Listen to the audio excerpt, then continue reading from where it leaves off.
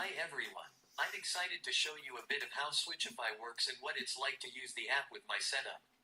As you can see, I'm using a green head switch here, which I control with head movements. This switch allows me to navigate through my device and interact with apps without needing to touch the screen, giving me a lot more freedom and independence.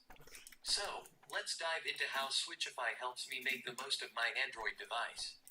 One of the main reasons I created Switchify was to allow users to customize their switch actions.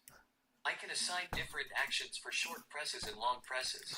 For example, a short press on my green head switch might open the app drawer, while a long press might take me back to the home screen. This level of customization means I can tailor my experience to fit exactly how I want to use my device. Another feature that has really made a difference is gesture lock. With gesture lock, I can temporarily assign gestures, like swiping or scrolling, to my switch. This makes it so much easier to navigate long lists or social media feeds. For example, I can scroll through a list of contacts or scroll through YouTube just by holding down my switch. Once I'm done, I can switch back to regular actions, which gives me complete control over my navigation. One of my favorite parts of Switchify is the keyboard with advanced word prediction. As you can imagine, typing using a switch can be a bit slow, but with predictive text, the app helps me type faster by suggesting words as I go. This makes it much easier to communicate, send messages, or type out notes. I designed this to be as intuitive as possible, so users can focus more on what they're saying than on finding each individual letter.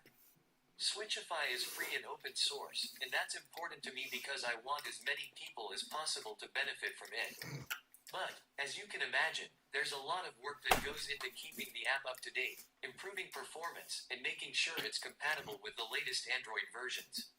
So if you'd like to support the project, I've set up GitHub sponsors, where you can contribute to help fund ongoing development. Every bit of support helps, whether it's to improve existing features, add new ones, or make Switchify even more responsive and reliable. If you're interested in supporting Switchify or contributing to the project, you can find all the details on the GitHub repository. Plus, the more feedback I get from users, the better I can make Switchify. So please feel free to reach out with any thoughts, suggestions, or features you'd like to see. Your insights really make a difference. Thank you for watching, and thank you for any support you can give, whether it's through GitHub sponsors or just spreading the word.